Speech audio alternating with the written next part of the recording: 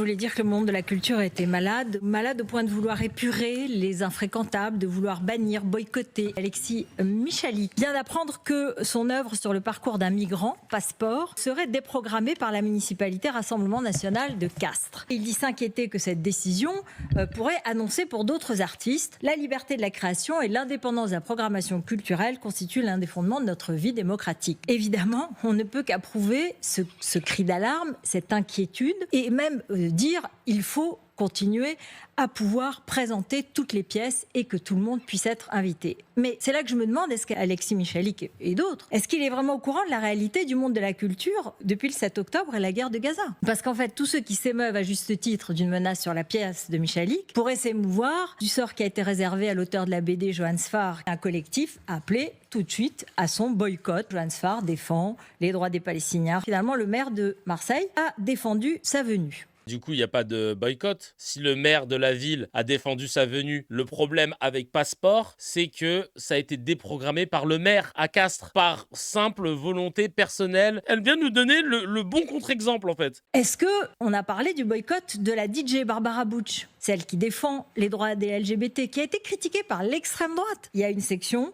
à Grenoble, LFI, qui a mis en avant son engagement contre l'antisémitisme pour demander la déprogrammation. Et alors, on a le droit de demander, de faire des mouvements, d'appeler au boycott dans notre pays. Et ce délire macartiste a trouvé une forme d'aboutissement lorsque le cinéaste israélien Nadav Lapid a été obligé de renoncer à participer au festival du film indépendant. Nadav Lapid, c'est un cinéaste israélien, adversaire déclaré du gouvernement Netanyahou, exilé en France, qui se retrouve donc ciblé et exclu. Est-ce qu'il est exclu parce qu'il serait pro-guerre? Pas du tout. En fait, c'est parce qu'il est israélien. Soyons clairs. Peut-être même parce qu'il est juif. Est-ce que parfois elles peuvent être justifiées?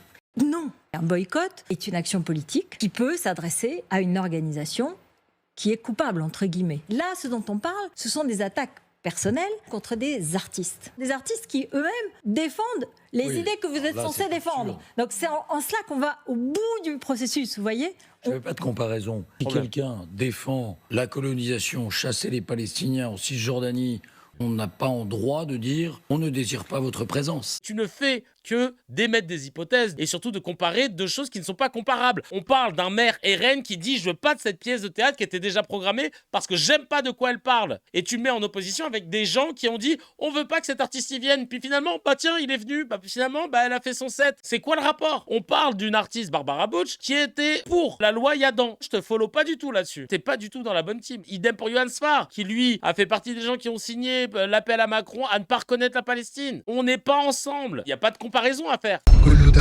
Ça va péter.